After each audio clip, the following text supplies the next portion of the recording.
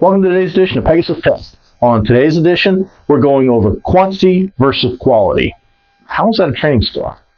Well, you have to make a decision, and when you can make a decision, you always have the opportunity to make the wrong one.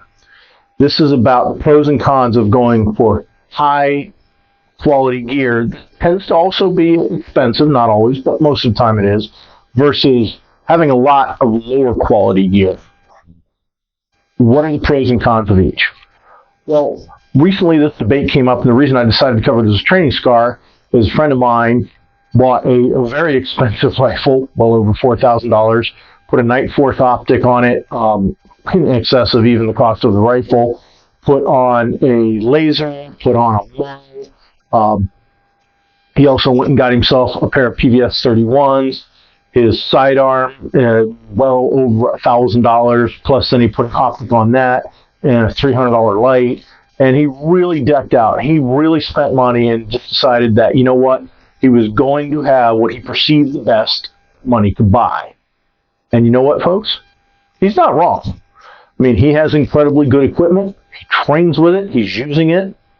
He's doing all the right things. Now, on the other hand, I know several people that have gone the other way and said, you know what? Yeah, I could spend $2 to $3 grand on a base AR rifle, super high quality, and for that $2 grand, I could have 4 PSAs or Andersons or equivalents. And their factor is that those guns at the lower end of the spectrum are good enough. Recently, in the last few years, I'd say PSA quality is really taking steps up. So you're not getting that high-end quality, but darn close, and it might be close enough that it's good enough. As the old saying goes, never let good enough perfection stand in the way of good enough. And the theory behind these people that have multiple weapon systems that they use for their prepping is they're going to lose it. They feel in the back and forth that is a high potential that they could lose some stuff, and they have backups. They have backup if some of their primary frontline gear goes down. They have backups if they have friends in needs. They have backups because going the lower cost route enables them to, their whole group, be able to arm. None of those outcomes are wrong. And it's just the direct opposite, polar opposite of somebody who's going exclusively high end. Let's be honest, when you're spending the kind of money my friend did for all those super expensive items, you're not going to be replicating it unless your bank account is massive. And then, you know, by all means, please do.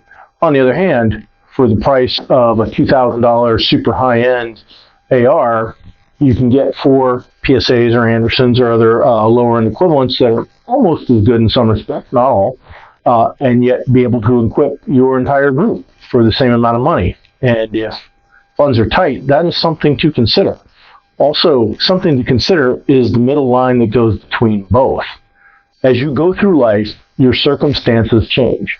Financially, you get better jobs, sometimes you get rough patches, whatever. If right now all you can afford is the lower tier rifle, by all means, please do it.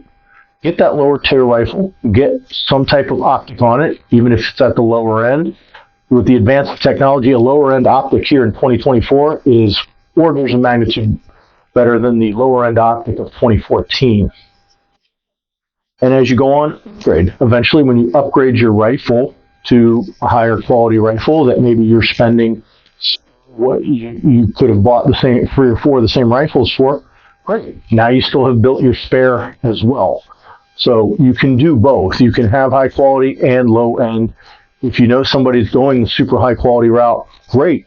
Encourage them to do so if that's what they want to do. But if you know somebody wants to take that lower cost route due to their perceived needs or the fact that they value having a lot of equipment versus a little bit of equipment that's highly expensive, if that's their choice, and if they can perform with the gear, they're not wrong either. We hope you found this training scar helpful and informative. Please comment, like, and subscribe. And tune in for future training scars.